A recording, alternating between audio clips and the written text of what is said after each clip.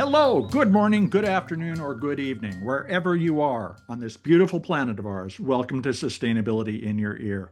This is the podcast conversation about accelerating the transition to a sustainable carbon neutral society, and I'm your host, Mitch Ratcliffe. Today, we're going to look at what happens when the clean energy grid ages out. The United States has installed millions of solar panels, and we tend to treat them as though they're all 30-year promises. Put them on a roof or in a field and reap the sun's energy for decades. And the waste question belongs to, well, somebody who lives in the 2050s.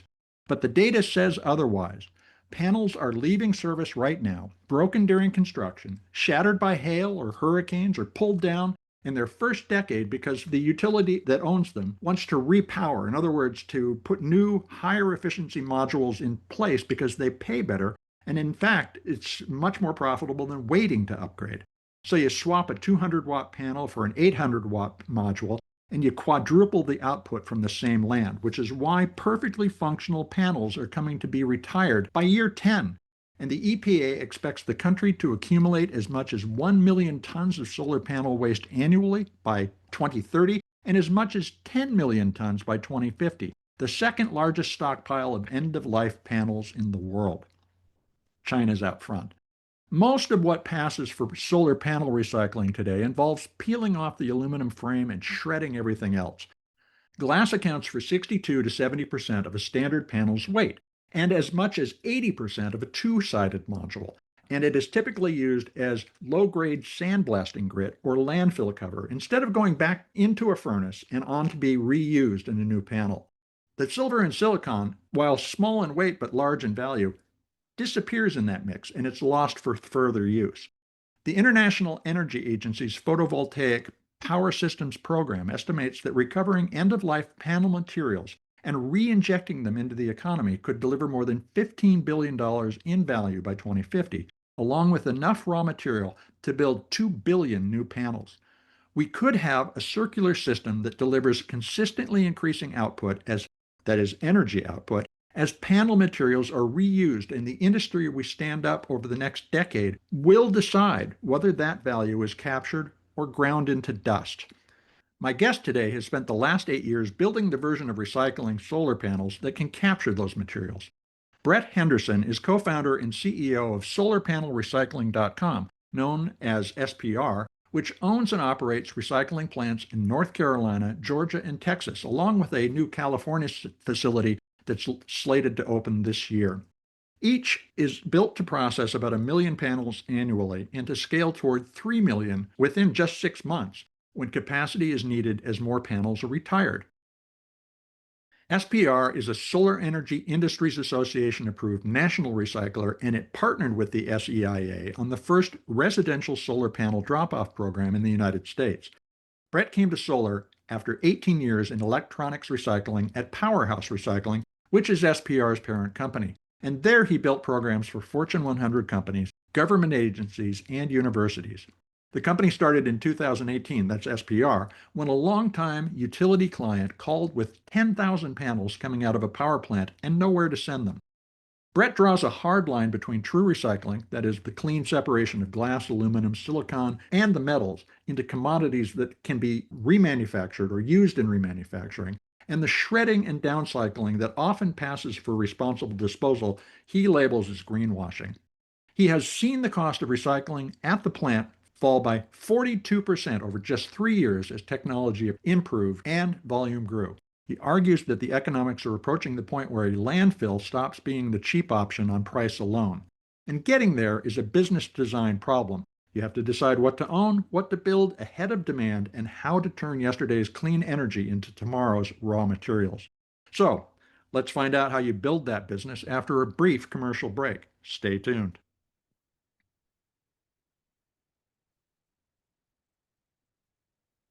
Brett Henderson, welcome to Sustainability in Your Ear. How you doing today? Great. Thanks for having me, Mitch. Well, thank you for joining us. Diving into solar panel recycling in anticipation of a growing wave of material that's going to be coming down the pike. In 2018, a utility client showed up at your office with 10,000 panels and nowhere to send them. I'm wondering, what made you think at that point that solar recycling could be a standalone business rather than just a service line within a larger recycling organization? Yeah, absolutely. So I still have a dual role at the parent company that was presented that opportunity. It's Powerhouse Recycling. It's been Mhm. operating about 2 decades in electronics recycling and IT disposition space. So one of our longtime utility clients at that time in 2018. So at that point, if I'm doing my quick math, we would have been in service about 15 years. Did indeed come to us, and they were pulling out about 10,000 panels from a power plant they had, and they went to market and recognized at that time that there really isn't any options, locally within the state or even, the entire U.S. market at that time. And what I mean by that is aluminum harvesting was happening. And anything that has aluminum, a nice metal to it, you could probably present it to a metal yard. They'll capture that, but then the other more technical or challenging portions, might just go to landfill. So this particular utility of ours is, as most, really under the microscope on their environmental sustainability initiatives. So they came to us and said, "You kind of want to attack this project together." So, to answer your question, when it was first presented to me, uh, you look at everything for a client to service them well, but kind of in the back of my mind, and in full disclosure, how many solar panels are really out there? So Yeah, well, that's the question. I mean, yeah. you're way ahead of the wave. Yeah, right. So we started diving into this and started recognizing that, maybe shift the mind from solar panels on the residential rooftops and going, how many of these utility scale, solar facilities are out there? And you start diving the numbers and start recognizing, hundreds of millions of panels, right? And then really dive it back into where our flagship facility was at the time and still is in North Carolina. I start diving into that data and recognize that North Carolina was fourth in installations in the entire country. So it really kind of intrigued us to start going down this path and looking into it. And that's kind of when the R&D began, if you will. Now, most panel recycling focuses on the metal, the aluminum that you mentioned a moment ago, but there's glass, there's silicon, there's silver and other materials. What's the value of a panel, and where does that value come from? Yeah, so you'll hear a lot, whether it's us speaking at trade shows or some of our marketing materials, or if it's even behind closed doors when we're really doing the environmental audits with our clients. Really, this whole industry, it's all about the glass. So in any recycling medium, you really need to look at what's the composition of that item, that widget you're trying to recycle, right? So in the electronics recycling world, where our parent company still lives today, and my entire 18 years in the recycling industry has lived. There's a wide range of compositions depending on what that electronic is. But when you really look at the solar side of things, it's glass, right? A single-sided solar panel, which means glass on one side. If you flip it upside down, you'll see the plastic backsheet. Mhm. It's anywhere between 62 to 70% glass by weight. Bifacial modules, which are the newest technology being installed at the moment, where there's glass on both sides, it allows them to be, a bit more efficient because they could capture, sun from both ways. The composition could be up to 80%. So the aluminum frame indeed matters. It helps drive the cost module that you're hitting at. The silver recovery indeed matters. But really, the glass is where it all lays. If you cannot recover the glass cleanly without contaminating it with silicon and silver and other metals, or the plastic backsheet or the encapsulate, then how can you charge yourself with the mission of being a recycler if that Mhm. portion is kind of being skipped just to get the low-hanging fruit, which is aluminum? So the module value comes from the aluminum and derives from the silver that's recovered, but that's helping subsidize the overall cost of recycling a panel, which is typically always going to be a negative value proposition because it's mainly glass, right? That's an interesting point, that it's a negative value proposition. It's not the kind of pitch you would normally make for a Yeah, business. So, correct. how do you describe what SPR is selling? Is it a disposal service for the asset owner? Is it a commodity that you're as a feedstock to manufacturers, or is Yeah, it providing compliance information, or all it, three? a little of all three. I mean, what we kind of presented at is risk mitigation, right? And it's Mhm. not just risk mitigation from an environmental perspective, which we'll dive into. It's not just risk mitigation on a project timeline occurring, or staying on track. And it's not just risk mitigation on DOT compliance. Now you transport panels from facility to landfill or facility to hopefully a recycler like us. Mhm. So all of these things are important. So that's really what you're selling. I give the analogy of a cardboard box, right? Cardboard can be recycled, should be recycled. A lot of households, a lot of businesses choose not to because there's not a whole lot of risk if you throw it in the landfill. There's not regulation against it. You're not worried about hazardous waste or universal waste, transported incorrectly. You're not really even worried from a PR perspective of someone coming to your facility and saying, "Why aren't you recycling your cardboard?" But when you flip that on the panel side, this is what the service we're selling and what our industry is selling is solar panels have a wide range of compositions to them. Some could be classified hazardous. Most you do not have the information. So as it stands today from a federal level, it's deemed hazardous until proven otherwise. So Mhm. the option and the ability to just load up thousands and thousands of solar panels from your utility site, put them on a truck, transfer them to landfill, and dump them is opening up all sorts of generator liability. It's opening up the DOT risk on how you transport and tag waste. So these are all things that why this service is being presented and why a utility or an energy company is willing to be charged for that service. You're describing a lot of different panel chemistries, a lot Yeah. of different physical configurations. That requires a lot of specialized equipment. How do you maintain full utilization of that so that you're actually earning the return you're expecting? Absolutely. So quite a different ways. First and foremost, R&D has to be ongoing, right? So Mhm. a way a panel's being manufactured now, or even a future panel that is still in that manufacturer's R&D phase, could be a wild different composition, size, technology than what's hitting our recycling stream now. So we have a very strong team. It's led by Finley Collins, our circularity analysis, and she is consistently looking at what's in the stream now, what is upcoming, and maybe even what are some of those technologies that are, currently in the lab setting. So we could really be a bit proactive on what are going to be the challenges that are upcoming.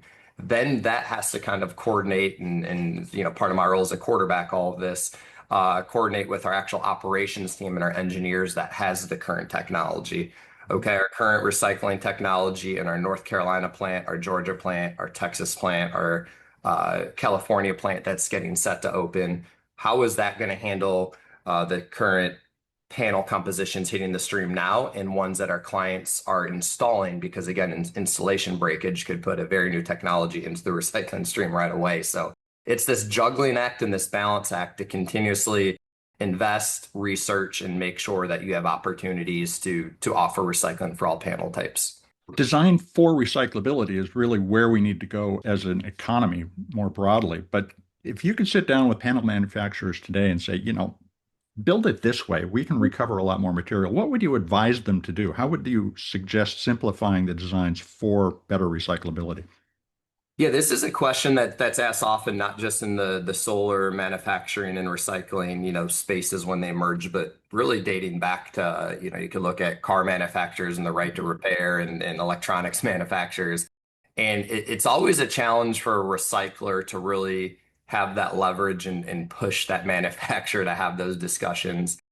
Mainly because they have a duty to their stakeholders and their shareholders to make sure they're manufacturing a product that lasts, manufacturing a product that meets consumer needs and is durable, right? So we're kind of that person, on that right shoulder of theirs in their ear that they kind of probably want to ignore a little bit at times.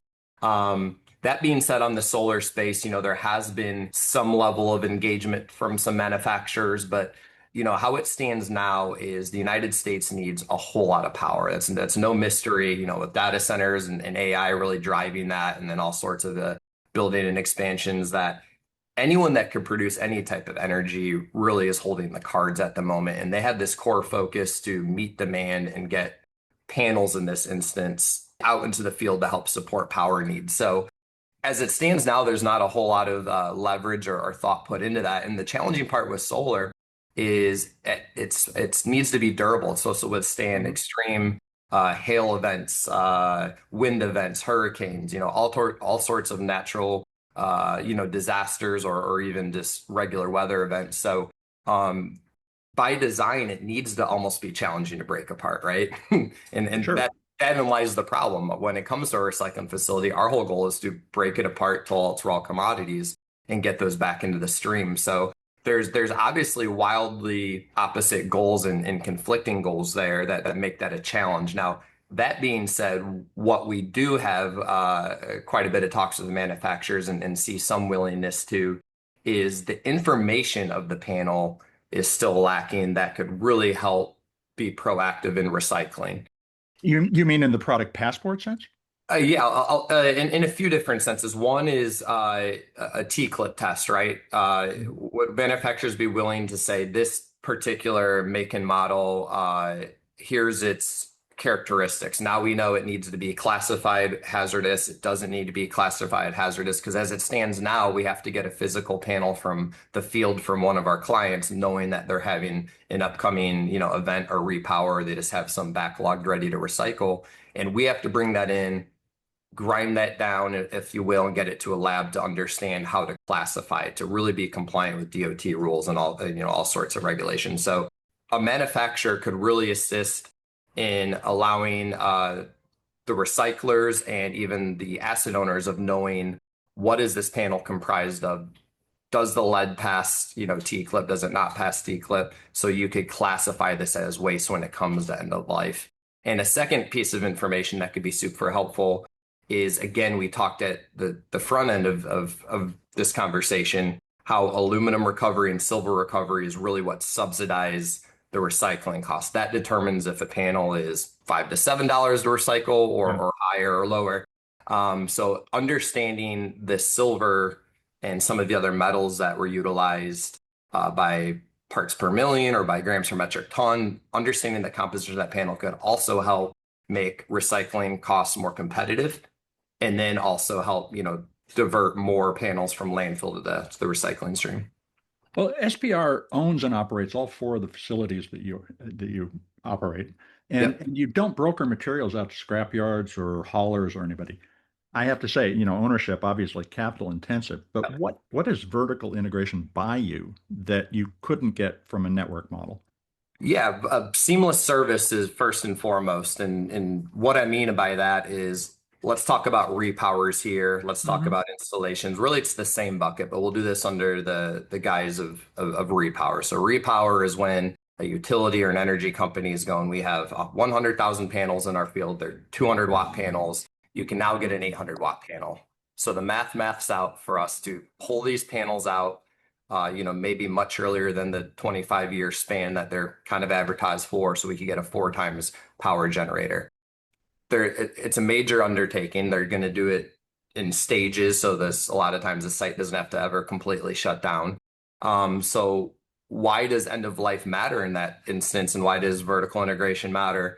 Is they really need seamless service. If they have 20 truckloads of new panels arriving that day, and their contractor has 20 truckloads of old panels that need to go out that day. It's not a warehouse, there's not loading docks, there's a lot of seamless service from a logistical standpoint that could Yeah. really have high cost to a customer for not, going off seamlessly. So us controlling that logistical network is just one of 4 or 5 reasons why this owned and operated module is very helpful to our clients. Does it make sense to start thinking about this as a full life cycle integration opportunity? Should you be part of a panel company or panel companies be co-invested across a variety of processors like you? I believe that we won't probably see it get to that point. And if I understand your question, what maybe you're hinting at here is circularity in the sense that the commodity comes from the panel and goes directly into panel manufacturing. Is this what you're? Yeah, essentially Yeah. stewardship of the material over many generations. Yeah. So, I can't speak for manufacturers if they want to get into the recycling space or, partner directly with a recycler under some sort of, joint venture. But I don't see it having value to a manufacturer in terms of cost savings of getting a material recovered from a solar panel and put back into manufacturing. And the reason for that is the polysilicon that's used to make the wafer itself. So obviously the panel can't work if you don't have good solar wafers. That has to be manufactured at a 6N purity. And that Yeah. basically means 99.69. That's where the 6N comes from. And the recycling space can't generate that. When they're getting this pure polysilicon to manufacture solar wafers, there's other types of agents and reactors and compositions, baked into this, if you will. Mhm. That now it's not pure silicon. So when a recycling industry recovers it, that silicon can be used in a lot of other applications that don't require 6N purity, but not solar manufacturing. So one of the biggest, drivers of what makes the solar panel work all of a sudden still can't go back into it. And then there's an economic side to it as well. It's raw polysilicon is not the most expensive, raw material as well. So the cost of our industry, we partnered with some very brilliant researchers, chemists that have been working on this for years, and they could get it to that 6N purity, but the economics aren't even Yeah, close. right. At the cost that it's going to take, you wouldn't be profitable. Yeah. There's a lot to talk about here. Let's take a quick commercial break, folks. We'll be right back to continue the conversation with Brett Henderson of Solar Panel Recycling.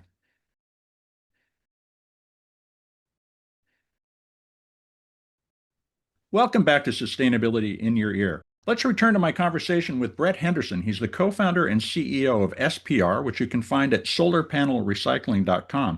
They're a North Carolina-based recycling company that's partnered with the Solar Energy Industries Association to launch the nation's first residential solar panel drop-off recycling program.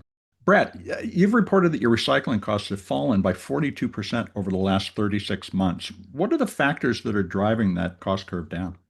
So there's several things that really drove the 42% drop in costing, but the main one is the technological advances that we've had. We're consistently investing in improving our recycling lines that are separating all of the commodities cleanly from the solar panel. So we used to make this joke starting in 2018 when we were under R&D stages and putting equipment in, that if you visited any of our facilities and came back 6 months later, you might see a wildly different line. And that was true for the better part of 2018 to 2023. Mhm. Now, when you would come back, you would see iterations of it, some add-ons, some movements. So you might not see a complete rip up the script type deal, but really technological advances is what's driving these costs down. First and foremost, how many panels could get through a machine in a given hour is a large, aspect of it. But more importantly is how cleanly are you recovering the silver, the aluminum, the items that have value to really help cut into the cost of getting clean glass collet out into the market, the negative valued items. So those technological advances have allowed us to recover higher returns on items and go direct to foundries, direct to consumers with our glass and aluminum and silver, and then also get cleaner commodity separation for even some of those negative valued items to make sure that they're consumed at a better rate. So technological advances is the largest one. Second is just economies of scale, right? When we first got into this space, we might have a month where we bring in 15, 25,000 panels, and then you have a month where you only bring in 5,000. Then Yeah. you have a month where you have 50,000. Well, fast forward to 2026, and we have all or some involvement in the largest utilities or energies in the United States, largest asset owners. You have a little bit more consistency there in your volume coming through. So that allows us to go to market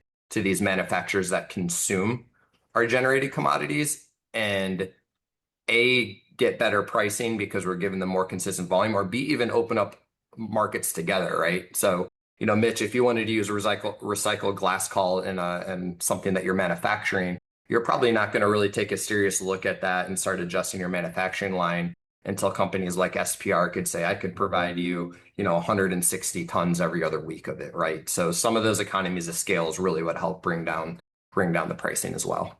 Well, and that volume has allowed you to offer the residential panel recycling service, which of course then gives you another source of supply. But tell us about that program and where can people drop stuff off?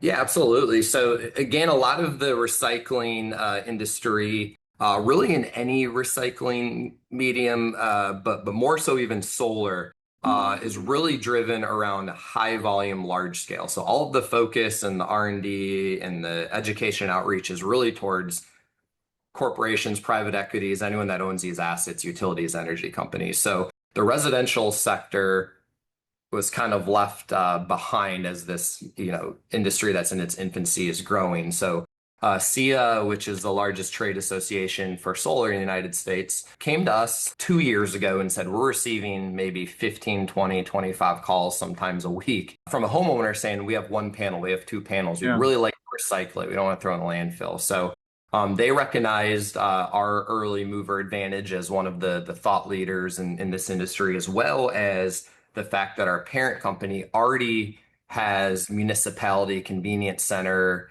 logistics and truck staged throughout the country for the electronics recycling side. So they came to us and said a natural fit would be for us to partner together and kind of do this first pilot to understand how many residential panels are actually in need of being recycled. Are they willing to load that one panel in the back of their car and bring it to a convenience center? So we partnered with Mecklenburg County, which is the county that represents Charlotte, North Carolina, for two reasons. They have 5 collection sites that we already service. We already have trucks and infrastructure there, so it could keep costs low for the pilot.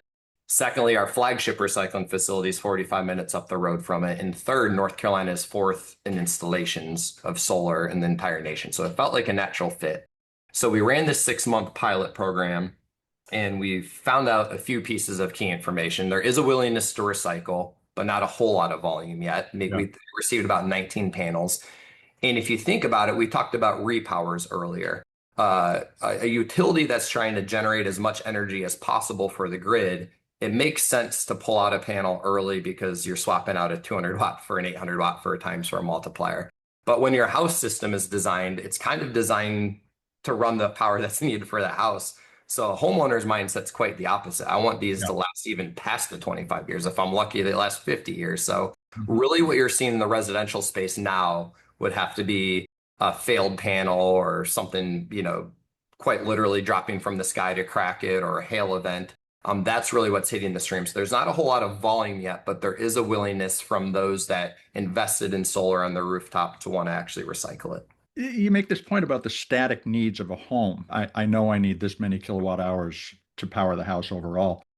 That suggests that there might be a reselling opportunity in taking those repowered panels you were talking about and making them available to residential buyers who do look for the 25 years that the utility is not interested in, because they're interested in maximum output. Is that a potential new direction for us to think about repurposing some retired utility scale solar panels? Yeah, so we talk quite a bit on this. Finley Collins, who I mentioned earlier, circularity analysis, wrote a wonderful white paper on the challenges of reuse and repurpose. Any of the listeners are welcome to reach out on our website and request it. But there is an opportunity to reuse solar panels. But right now in the market, it's a little bit of greenwashing in the sense of really what that market could consume. And I'll tell you why. Solar panel isn't plug and play. You have to have, they're not homogeneous in their size, their width, their depth, their wattage, what inverter box, what string inverters it needs, the racking. So what happens is when we have a utility take out 100,000 panels that still have life left on them, there could be an opportunity when you're talking for 5 panels, 10 panels, maybe for the DIYer to, take that one panel and rig it on their RV. But this kind of notion that it's going to put really any type of dent or percentage in panels from the recycling stream to reuse is quite flawed for that reason, right? And then so utility scale panels are typically heavier and larger. So the odds of it going on a rooftop application for a home is probably little to none. But that home might not have been developed yet, their system, and then they could consider something like that. So, but when we're talking about repowers, we're under a repower right now that's 1 million panels plus coming out.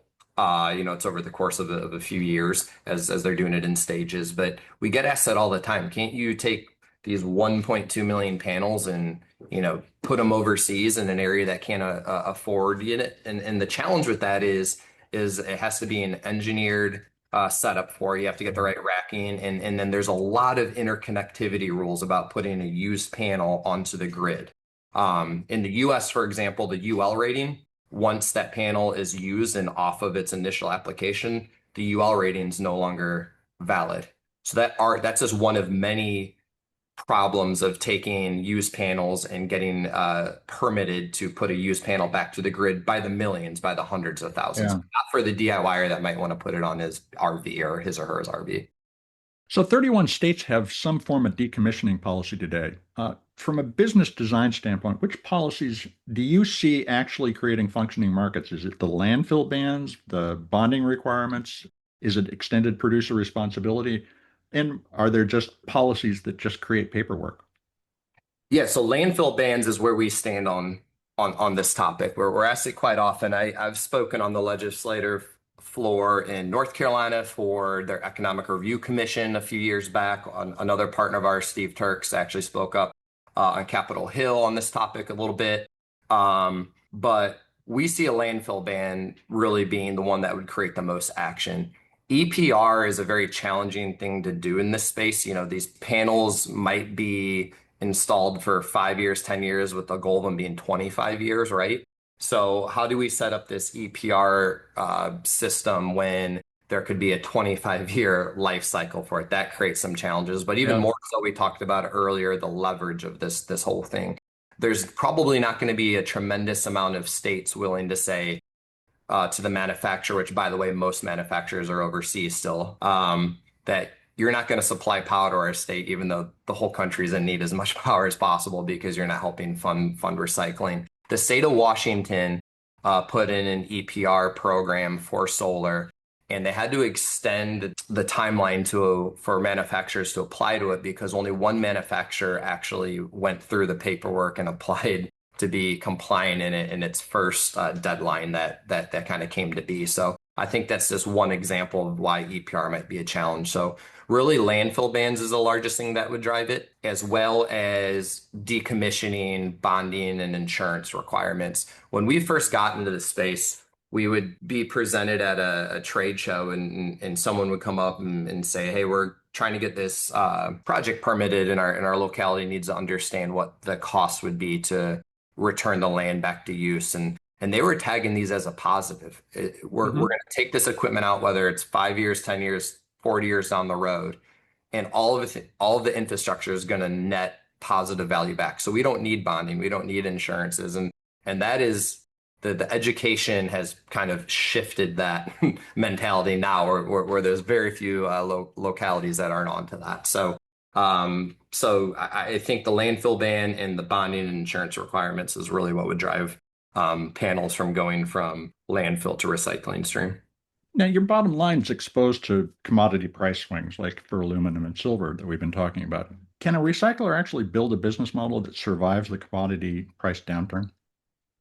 It can, because in this instance, again, it's a service charge for that risk mitigation. So Mhm. right now, the recycling industry is still in its infancy stages with solar. So we are generating our own black book, if you will, of knowing this make and model recovers X amount of grams per metric ton of silver, and this make and model has X amount of tons of aluminum, and here's the aluminum composition. When this builds out 5 years, 10 years, 15 years, we might be able to get really granular with the commodity market and say, well, this particular panel, we could actually be 80% under what we normally charge because we know it has higher silver recovery and we know the aluminum frame's heavier.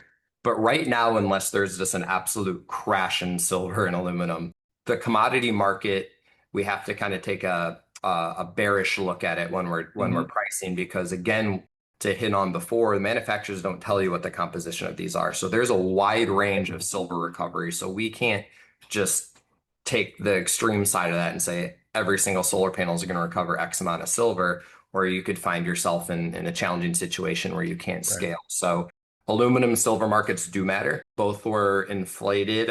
Silver's back down a little bit, back down to earth, but for a while that did cause us to be a little bit more bullish in our pricing and come down lower. But for the most part, the way the industry is set up, a little bit of volatility in that isn't going to change the pricing, because most of that's going to be on the transportation costs to get the panel from site to facility, as well as the processing costs. Now, as we've been talking, we've referred repeatedly to the future wave of material that's coming, and you need to build capacity to get ready for that. You're expecting that repowering, as we've been talking about, is going to increase from about 10% of the supply to 80% of the volume in 5 years. How do you get the investment, the financing in place to build that capacity when the demand hasn't arrived? The level of risk and putting the cart before the horse is probably the most simplified answer to that. And we have that. We're very bullish on this industry. I think our background of one of the nation's largest electronics recyclers, where it kind of has a similar arc to where that Mhm. started. It was unregulated. There was, sham recycling going on. Then it becomes regulated. Then you recognize how much volume of electronics are hitting. We have a little bit more of a bullish take on solar because we've seen that and we think there's a lot of synergies and similarities to that. So we're investing in owned and operated facilities in regions as soon as we have a partner that might have only 100,000 panels that we're contracted to take. We're willing to maybe invest in that to build out our network ahead of all of these repowers hitting. But you are right, it is capital intensive. You have to have wonderful partners. Our parent company is what's funding most of it. We have some other private investments at times. But again, we want to build out this infrastructure for when that wave hits, we're ready to absorb as many of those panels as we could be offered. We don't want to be in that position where we're turning down multi-million panel repowers because we're, just building out our second facility.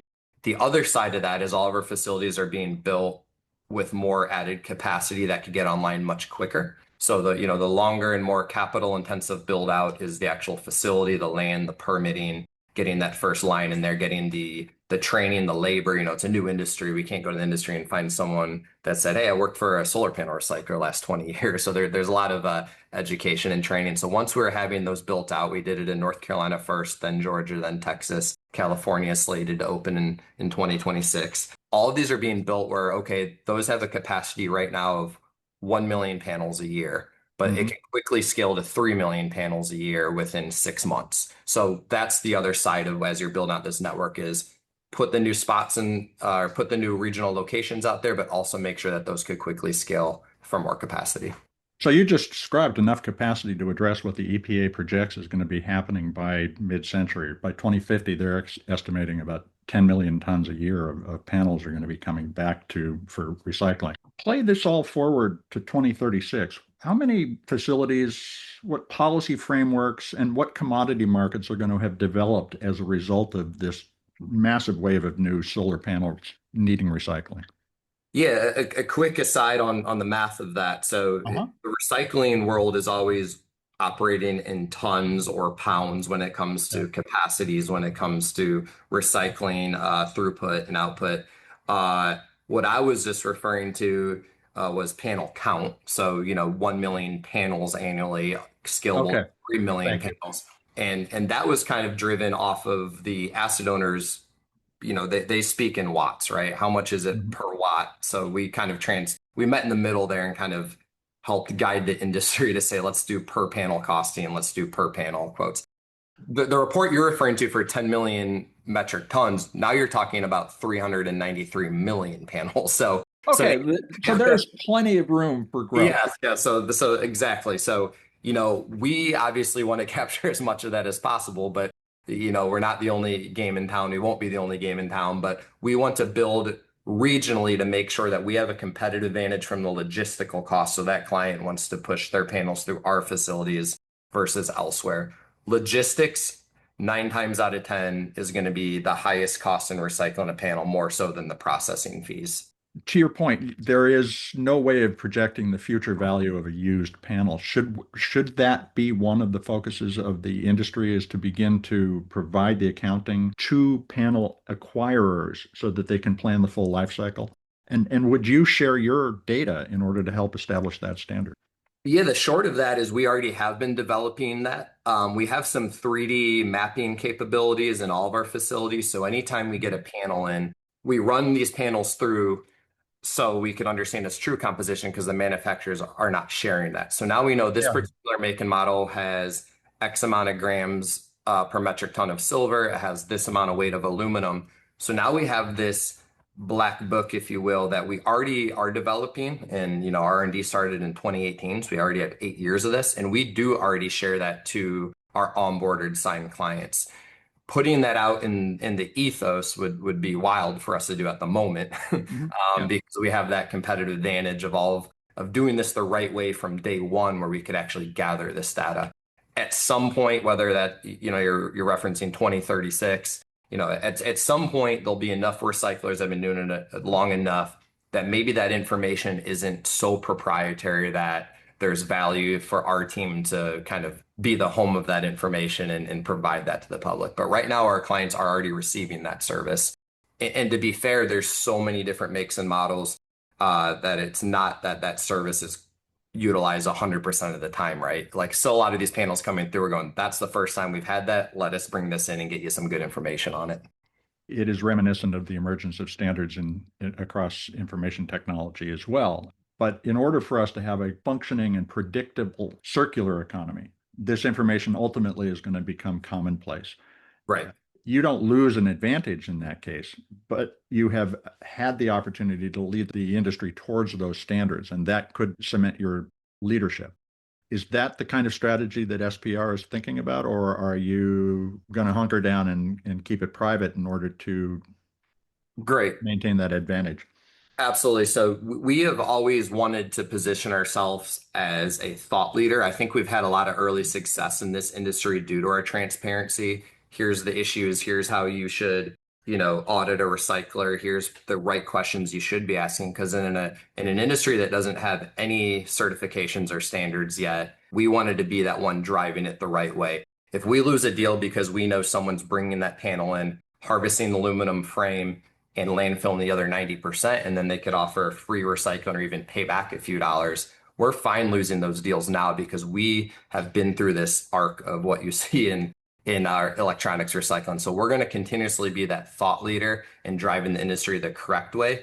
So yeah, we would absolutely share that information. We do share a good bit of information publicly, such as this white paper I've referred to that already is doing a lot of groundwork for people entering the space. But right now, as it stands today, there's a lot of institutional knowledge that went into developing the specifics of actual panels that we would present that to the market when it's the right time. So we're in the early chapters of this story, and people are going to want to understand what you're learning. How can they follow your work? Yeah, so we're quite active on LinkedIn. I think that's probably the best space. We have a wonderful marketing team, as well as what we like to joke about here is we really like to geek out on this stuff. We don't want to market our way into recycling. We want our information to be clean, transparent, and knowledgeable. We'll talk about what's great about it. We'll talk about the challenges about it. So a lot of that could be followed through that. We're at typically most regional national trade shows. We speak often at them. We have a team that's working on white papers, case studies. All these things are kind of readily available. We're across a lot of the different social channels where those could be found, or our website. You could sign up for a newsletter that kind of guides some of these out as well. But I really would say LinkedIn and signing up for that newsletter is probably the easiest and quickest way to absorb all the information we're putting out there. Well, Brett, thanks for sharing the story. It's been a fascinating conversation. Yeah, thank you, Mitch. It's always wonderful to talk about it. Anytime you're in an industry that's really in its infancy, the opportunities that you're giving for this subject to come to light are equally as important. So thank you for that opportunity. Welcome back to Sustainability in Your Ear. You've been listening to my conversation with Brett Henderson, co-founder and CEO of solarpanelrecycling.com, known in the industry as SPR, a company that owns and operates recycling plants in North Carolina, Georgia, and Texas, along with a new California facility opening this year.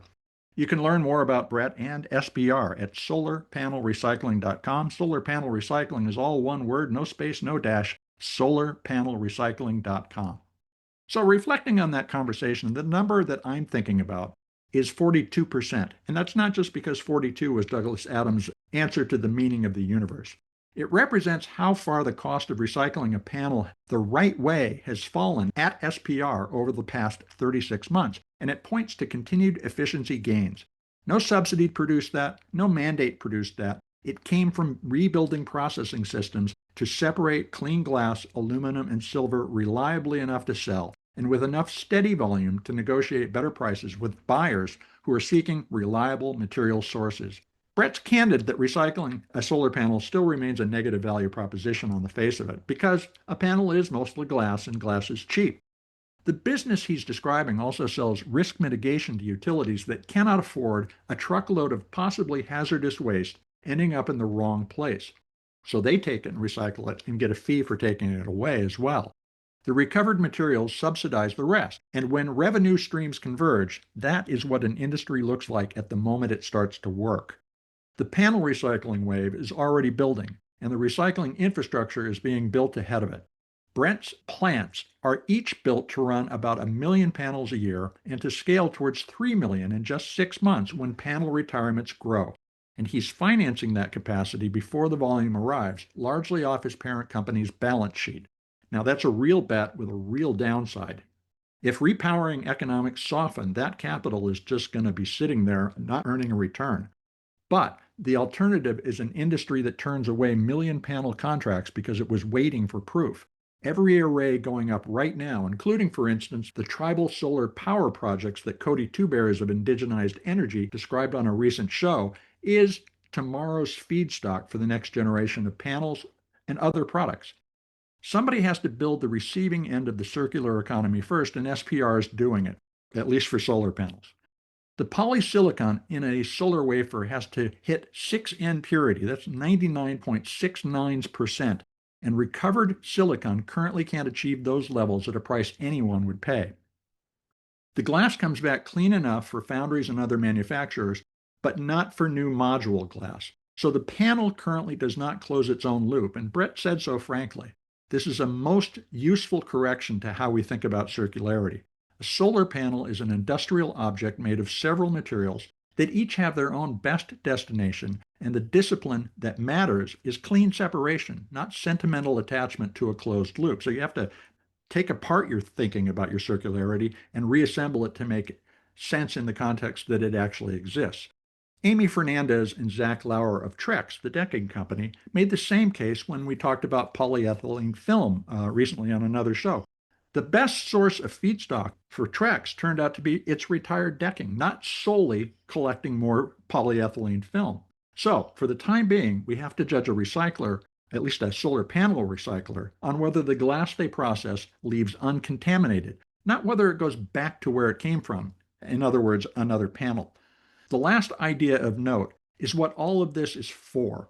Materials recovered from retired panels are materials that do not need to be mined, refined, and produced, so you don't have to do as much damage to the environment and you use a lot less energy.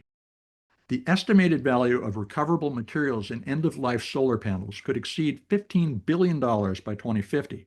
That's enough raw material for 2 billion new panels, the basis for a robust industry too. But that value will be realized only if someone will buy it. And that's because end markets are built on reliability. Brett put this plainly. A manufacturer will not retool their line to use recycled glass until the supplier can promise 160 tons of it every other week. New rules can move that volume faster than prices.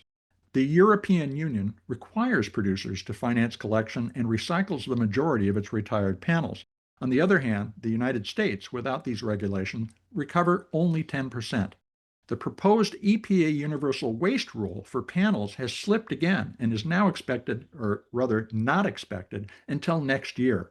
Brett's read on that is that landfill bans, plus bonding and insurance requirements at the permitting stage of a solar project, will do more than extended producer responsibility to drive recycling success. Regulation can create industries, not just destroy them, as critics often argue. So, we need to watch 3 things over the next 24 months. Whether more states ban panels from landfills, whether decommissioning bonds become standard in project permitting, and whether the per-panel composition, that is, what panels are made of, that recyclers are compiling privately, becomes a shared standard so everybody can begin to recognize the value in these materials, and based on a common understanding of its value.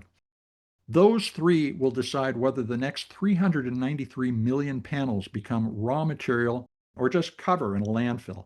And we're going to continue to track the story. If this conversation changed how you think about the array on your roof or the one going up down the road, send it to someone who's about to install solar.